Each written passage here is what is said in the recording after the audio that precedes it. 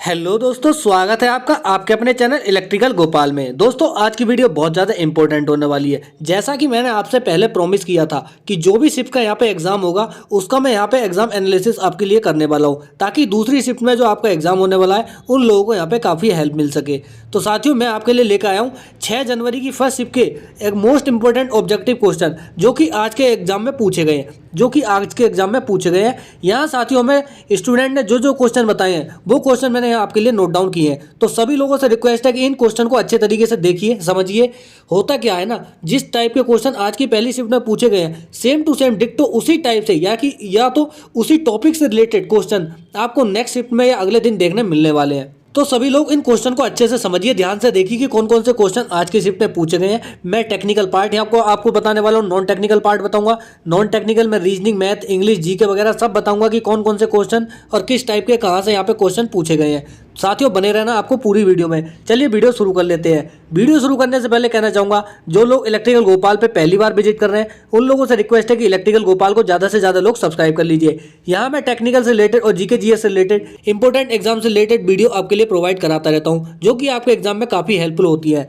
यहाँ साथियों, मैंने आपको जो भी टेक्निकल की वीडियो प्रोवाइड कराई और जीके जीएस की वीडियो प्रोवाइड कराई, यहाँ डायरेक्टली वो आज की शिफ्ट में क्वेश्चन पूछे गए। आपको एक एक क्वेश्चन दिखाने वाला हूँ कि कौन कौन से क्वेश्चन मैंने कराए थे, कौन कौन से क्वेश्चन यहाँ पे पूछे गए हैं। तो चलिए चलते हैं आज के क्वेश्चन पे।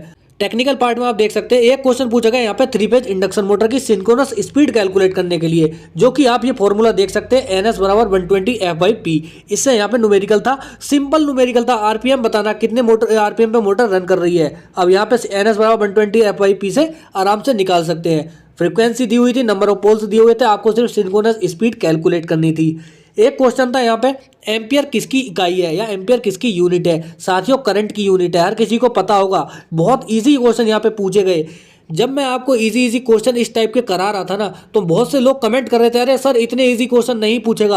अब आप सामने देख सकते हैं कि कितने इजी क्वेश्चन यहाँ पे पूछ रखे हैं। एक क्वेश्चन यहाँ पे अल्टरनेटर की रेटिंग पूछा था कि अल्टरनेटर की रेटिंग किस में होती है, वो केवीए में होती है। पूछा था ट्रांसफार्मर की रेटिंग या केवीए में होती है, एमबी में होती है। सबसे ज़्यादा क्वेश्चन जो पूछे गए ना, सबसे ज़्यादा क्वेश्चन यहाँ पे ट्रांसफार्मर से पूछे गए। टेक्निकल पार्ट में 8 से लेकर 9 क्वेश्चन डायरेक्टली ट्रांसफार्मर से पूछे गए थे, जो कि इसमें केवीए रेटिंग से लेकर पैरेलल ऑपरेशन तक यहाँ पे पूछा गया था। आपको एक एक चीज़ बताने वाला हूँ, एक पॉइंट बताने वाला हूँ। आप यहाँ पे देख सकते हैं पैरेलल ऑपरेशन से क्वेश्चन था ट्रांसफार्मर की कि क्या यहाँ पे कंडीशन होती है।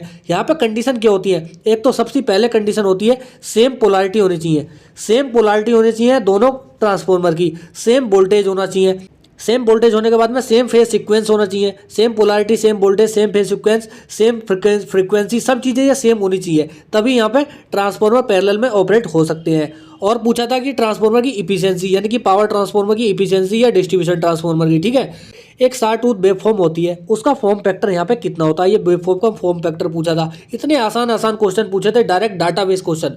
और पूछा था कि बीजेटी का यूज़ कहाँ कर सकते हैं, एम्पलीफिकेशन में या स्विचिंग डिवाइस में इसका यूज़ करते हैं। एनर्जी मीटर से एक क्वेश्चन था। ये क्वेश्चन साथियों, जो क्वेश्चन मैं यहाँ बता रहा हूँ ना, एक क्वेश्चन था। यहाँ पे स्टूडेंट का क्वेश्चन याद नहीं था, इसलिए उन्होंने इतना बताया हमें कि यहाँ पे एनर्जी मीटर से क्वेश्चन आया। तो साथियों, आप देख सकते हैं एनर्जी मीटर कितना इंपॉर्टेंट हो जाता है। और नंबर दूसरा, यहाँ पे लेड एसिड बैटरी जो है ना, उसकी वाट आवर इफिशियंसी यहाँ पे पूछी गई थी कि वाट आवर इफिशियंसी कितनी होती है। अब आपको यहाँ पे लेड एसिड बैटरी की वाट आवर इफिशियंसी और एम्पियर आवर इफिशियंसी पूरा अच्छे से याद करके जाना है। उसके बाद निकल आयरन बैटरी होती है, उसकी वाट आवर इफिशियंसी और एम्पियर आवर इफिशियंसी अच्छे से याद करके जाना है। मतलब कि इन लेड बैटरी से आपको ना नेक्स्ट शिफ्ट में 2 से 3 क्वेश्चन तो देखने मिलने वाले हैं। V बराबर IR, ओम्स लॉ से आप देख सकते हैं फॉर्मूले पे एक न्यूमेरिकल था सिंपल वोल्टेज कैलकुलेट करने के लिए, और मैक्सिमम क्वेश्चन जो थे वो रेजिस्टेंस कैलकुलेट करने के लिए थे, सिंपल न्यूमेरिकल, यानी कि करंट की वैल्यू दे रखी थी और साथियों वोल्टेज की वैल्यू दे रखी थी। डायरेक्ट आपको यहाँ पे रेजिस्टेंस कैलकुलेट करना था। और कुछ क्वेश्चन में तो आपको सर्किट दिए हुए थे,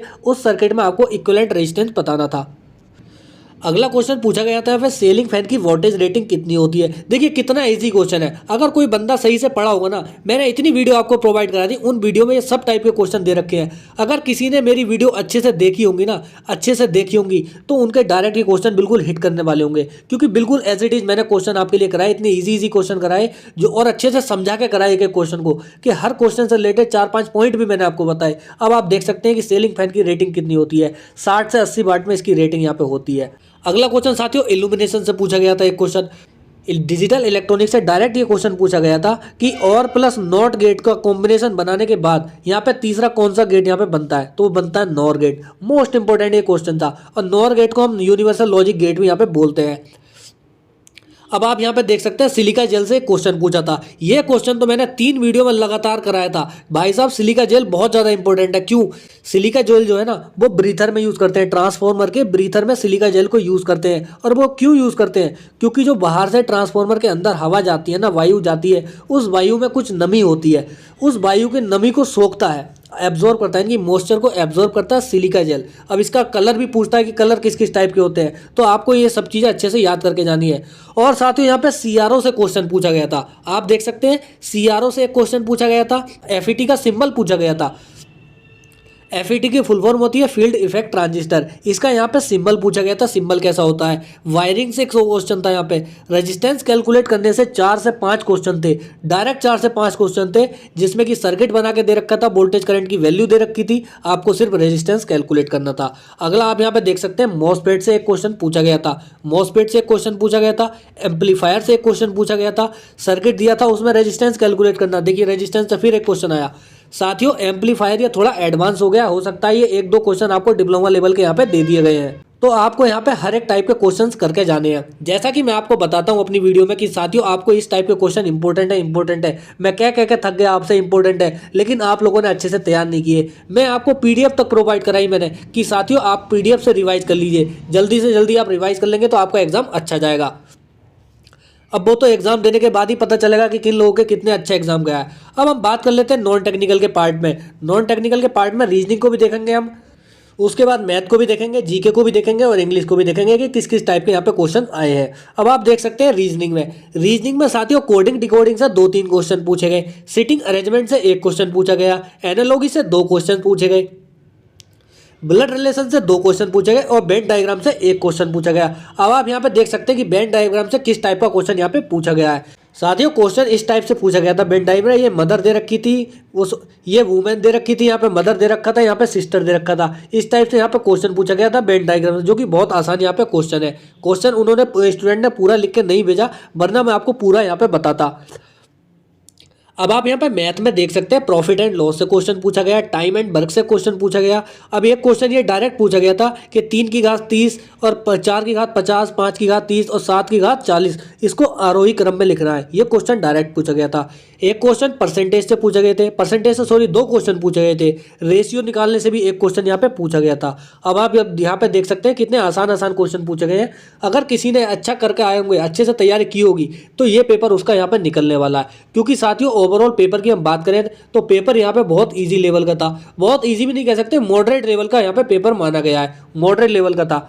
अब आप यहाँ पे देख सकते हैं कि जीके जीएस में किस टाइप के क्वेश्चन आज की शिफ्ट में पूछे गए हैं। वुमेन पूछा था कि वुमेन फीफा वर्ल्ड कप की विनर कौन रही थी, यहाँ पे ये पूछा था।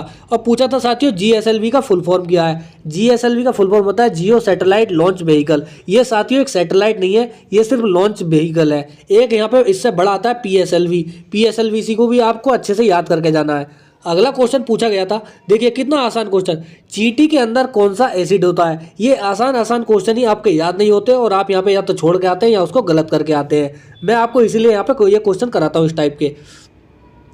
अगला क्वेश्चन यहाँ पे लेजर का पूछा गया था कि लेजर की फुल फॉर्म यहाँ पे क्या होती है। अगला क्वेश्चन था संविधान से। संविधान में राष्ट्रपति का महाअभियोग पूछा गया था, यानी कि राष्ट्रपति का जो इम्पीचमेंट होता है वो किस आर्टिकल के अकॉर्डिंग यहाँ पे होता है। आर्टिकल 61 के अकॉर्डिंग यहाँ पे राष्ट्रपति का महाअभियोग होता है। अगला क्वेश्चन पूछा गया था कि हॉकी में कितने खिलाड़ी होते हैं। देखिए कितना सिंपल क्वेश्चन है यार, हॉकी में कितने खिलाड़ी होते हैं, ये क्वेश्चन पूछा गया था।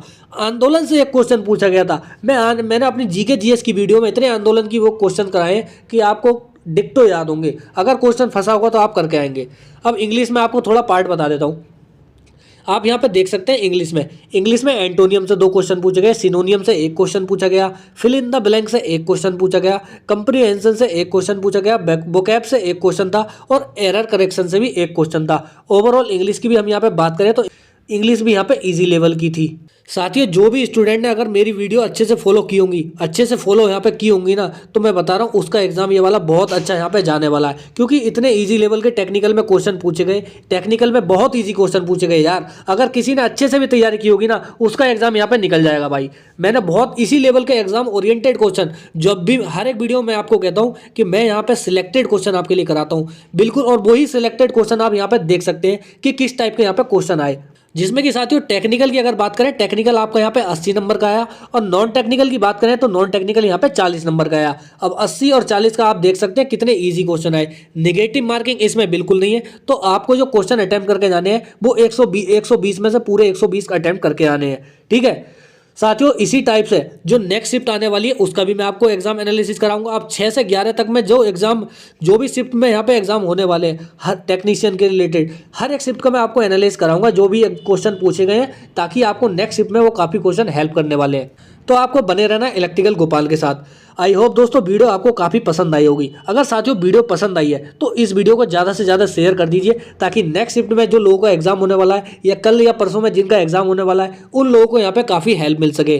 तो मिलते हैं साथियों नेक्स्ट वीडियो में, तब तक के लिए जय हिंद साथियों।